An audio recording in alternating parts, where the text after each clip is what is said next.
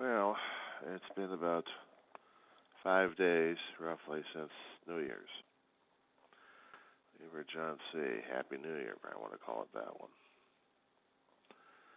It's 2021. It is January 5th, and we are dealing with everything else under the sun. What's scary right now as it is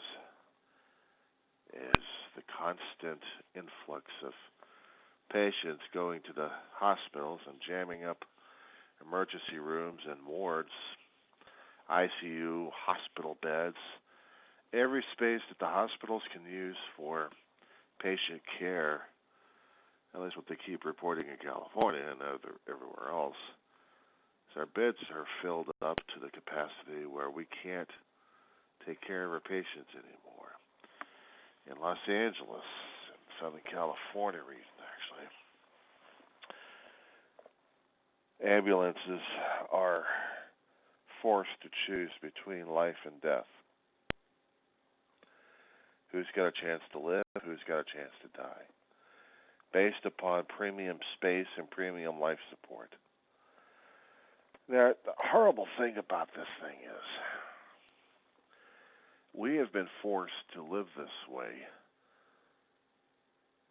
by a viral and by our own choices that we're making, including our own ignorance and indifference. What was told that was going to be necessary for us to do, the behaviors, the patterns, people have laughed it off and now are paying the price. We have warned people. People were told. People didn't listen. Now they're paying for it. And now they're bitching and belly aching, and they're going to be bitching and belly aching to the politicians. That doesn't fix the damn problem, does it? We have the variants coming out left and right that may or may not be effective from the vaccinations. We just don't know. That's another horrible thing to deal with, isn't it? That reality check right there. Meanwhile, we've lost capacities to find a bed to lay down and be sick for a while. If we're going to be sick and dying, it's going to be at home. People have talked about the apocalypse, talked about Revelations. Well, either we're going through a small epoch regarding it, a small era, or we're actually there, and we don't even realize it. It's a horrible thing, isn't it, to think about these things. We talked about it in books and magazines and literature and films and God knows what else. We try to be creative about the end of the world and that we're seeing part of it happening here because we had it of our own making.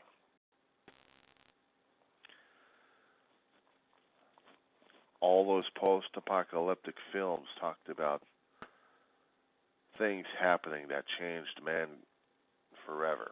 Well, guess what? This damn virus has been changing us left and right forever. The preconceived notions that we've had regarding our own lives or regarding our own living, all of our favorite places that we used to go to are now at jeopardy of shutting down permanently. Government systems being questioned left and right, our political system being questioned left and right, people's health care being challenged, and how to live in a certain way also being challenged. Welcome to the carryover from 2020. Welcome to 2021, which is Part B. 2020 was Part A, softening us for something else down the road. We've all seen the apocalyptic films out there. We've seen nuclear devastation. We've seen zombie infestations. We've seen contagions, natural disaster films out there for decades. We laughed, we cried, we joked about it. We've also seen our fair share and been through our fair share of natural disasters that have challenged each and every one of our systems to the point of taxation and collapse. But nothing of a pandemic situation did we ever conceive of it, except in literature, in creative fiction. And now we're seeing it in real life. Everyone keeps comparing it to back to 1918, over a century ago. A century ago, we had an assassination attempt or completion of one particular political figure by another entity representing another force. Then allies of both forces had to get into it. Meanwhile, we had a flu epidemic turn into a pandemic. Yes, it did kill people, but not as virulent and as quickly. And we still had people springing back and still functioning, but they would still get the bug as well. But not as much as their system has been compromised and taxed. It had been said that there had been reinfections going on. Some people think it's slight, other people think it's more than that. They're still learning about this damn bug. It's been over a year. And they're still learning more and more about this variant. And it keeps mutating into something else.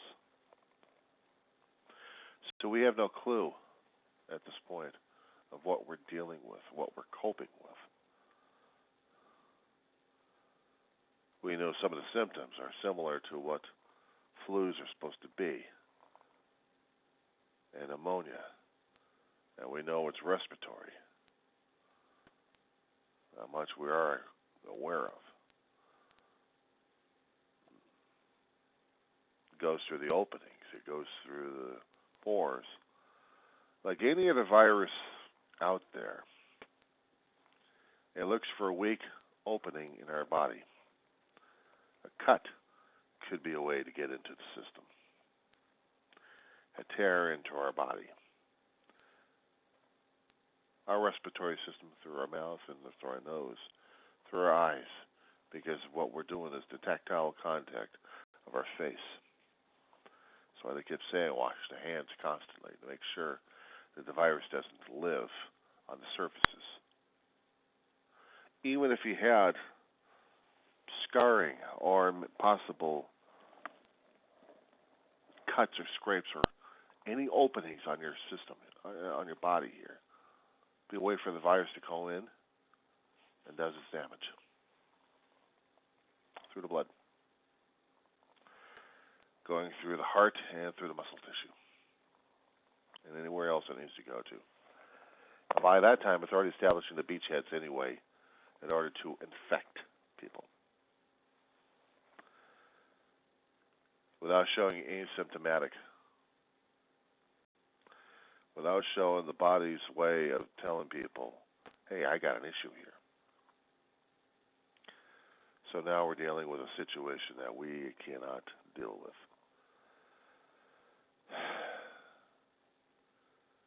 For weeks, for months,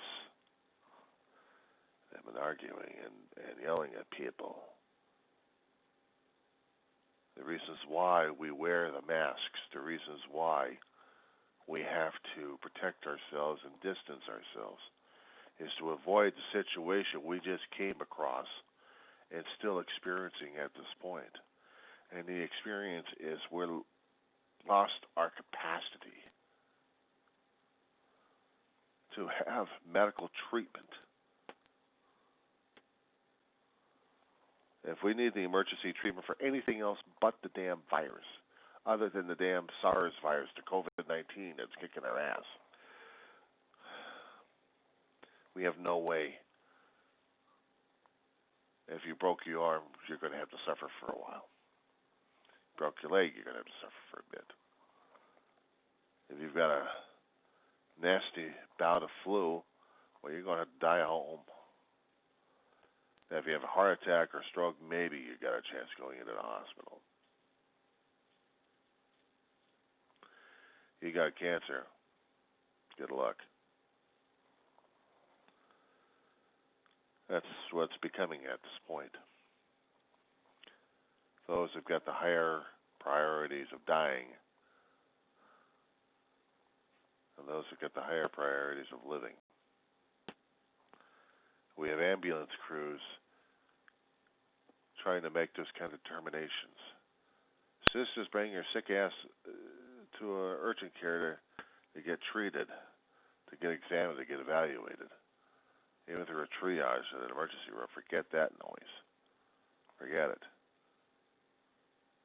Might as well just sign your own damn death warrant at this point. Your own will and testament. Might as well make out your death certificates.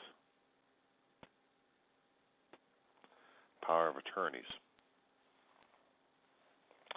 Might as well start doing all the things that you laughed at. That's a grim reminder, isn't it? Good. Because you've been warned too many damn times. You didn't listen, now you pay.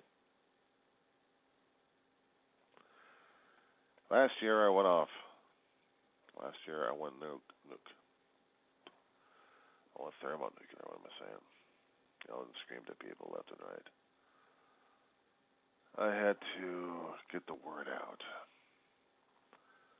that this virus doesn't play and neither does anybody else. And for that matter, we have lost our way of dealing with anything and everything now. The value of money is becoming more and more valueless. Prices are going up because the supplies are low, are getting there, are getting contaminated by other virals. Processing plants are getting contaminated left and right. Lack of safety concerns. The industries that we flouted for years, shutting down left and right. The mom and pop stores, the restaurants, the chains being affected left and right. Industries that we wanted to partake on to give us the ultimate thrill or luxury, reevaluating their own existence at this point, their own infrastructure collapsing upon them, their orders for new cruise ships out there on hold because you don't have the infrastructure necessary to support the industry or anybody else for that matter. Economies built upon those kind of infrastructures and economies are collapsing a little bit to the point where they're going to be collapsing a great deal. We've had experiments like this going on. We've had examples going on. We should have paid attention, and we didn't. Imagine having a government system so dependent upon so much, and yet it's being taken away left and right. What's the government system got to do?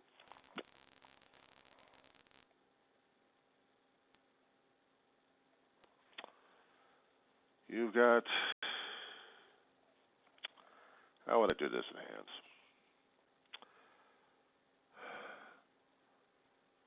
A government system like this, roughly. Take away the supports, the foundation. What do you got? We've seen political systems collapse because they're too much dependent upon certain industries that are changed by markets, by business. It's going to be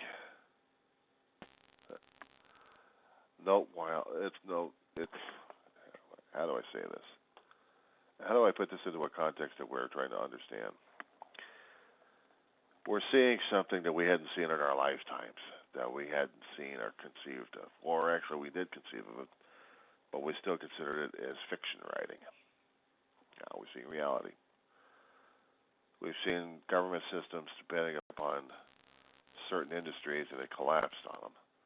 So now they're in chaos. Take a look at Venezuela. I use that example a lot because they depended upon oil revenues a great deal. Market changes, their revenues change. They can't get what they need. Their way of life, their government system, everything changes. Despite the fact they try to be quote unquote democratic, they're becoming more and more chaotic and autocratic. They're becoming a country that is existing as almost a ghost shell. You don't even know what the hell they are anymore. The elites are struggling for survival. We have said before, done many, many stories like this before. Current stories out there that are being televised right now, trying to take our minds off of things, and yet they're still showing us the same issues. We've already seen things like this. I've used examples like Mad Max before, I think. Mad Max in his world. It wasn't a biological, it was a ecological and environmental terrors that we created for ourselves. Our resource wars got to the point where things have gotten to the point of collapse and insanity. People struggle to survive one way or another. We have written stories concerned about zombie infestations, about biological contaminant changed us into mutants where we're starting to feed off each other like cannibals. We've gotten stories like that. We have yet to come across a virus that has collapsed every one of our damn systems left and right in front of us. And we're still blind to it. We've got eyes, but we're blinded by cataracts. I'm not talking about the physical cataracts. I'm talking about our own willingness to see what's going on around us. To try to make, well, if it's too late, course changes and everything. And right now it seems to be rather too late, isn't it? People keep telling we still got the vaccine. We got the vaccine. That's gonna, and it is a nice thing to have, but it's going to take time before that damn shield kicks in. And no matter, and what kind of damage are we going to be doing to our own structures that we depended upon, that we had livelihoods depend upon? We keep trying to tell people to hold on, hold on. Well, some people can't hold on, and they're gone forever. People struggled, and they couldn't hold on. And they don't know who to blame. They tried to do what they could, what was necessary, and they couldn't do it. So now, stores, restaurants, going, bye-bye. Depressing as hell, isn't it? As I said before, welcome to Part B. Part A was last year. Now we're into Part B.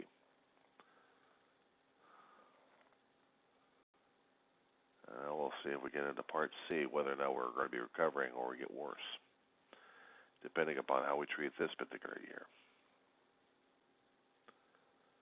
I'm not positive about it,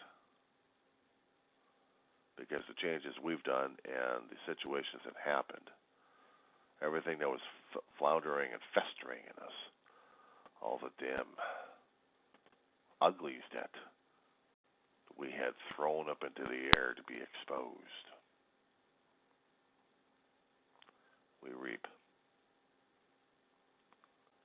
We're reaping it the hard way.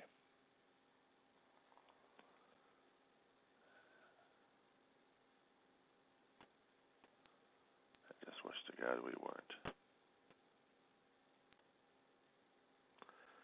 No, I have nothing bright and cheerful to talk about 2021. I'm not going to be blowing smoke up people's ass at this point over here. I'm blowing reality in your face. People don't want to see that. They want to see the roses.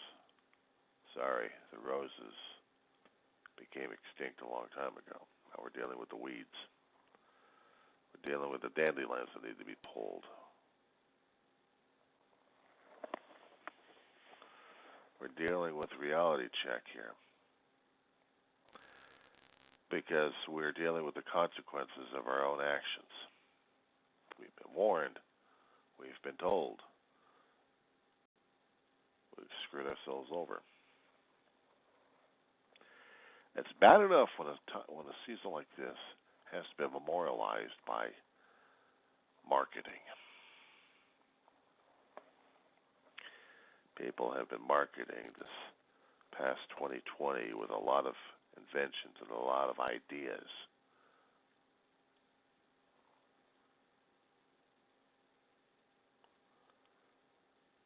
They have made various and vast creations. People are profiting off of it. They want to be reminded that they don't want to be reminded. For those who think it's cute, they'll purchase the damn thing. They'll laugh at it because they think they're surviving it. They'll laugh and talk about the other people who are worrying about it. Sorry. It happens. What gets to me is when people start treating us as a joke. They don't want to treat it as a joke. They don't want to see it. They don't want to know about it. They want to still hide away from the truth, but they'll make a joke about the damn thing until it's too late. And they still won't believe the stories. They consider everything as fake news. Elections that we've had, challenged, and thrown out. We've had elections certified, counter challenges saying that they're fake, thrown out in court because there's no proof. Conspiracies not founded on fact, and yet still abounding. We have a state runoff for our two senators. Both sides are fighting for survival, for the survival of the country. Everything hinges upon today. Conspiracy theories versus reality and facts. People wanted.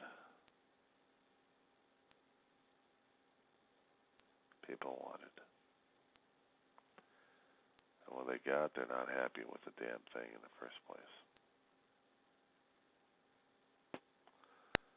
Human nature. We may want the item real damn bad. Wanting is definitely not like having. To paraphrase something I heard a long time ago, we want something that bad, when we finally get it, it's not what we paid for, was it? Not paid for what was advertised.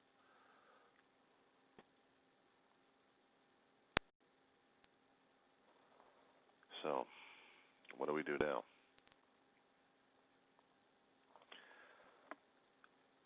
We survive. We survive.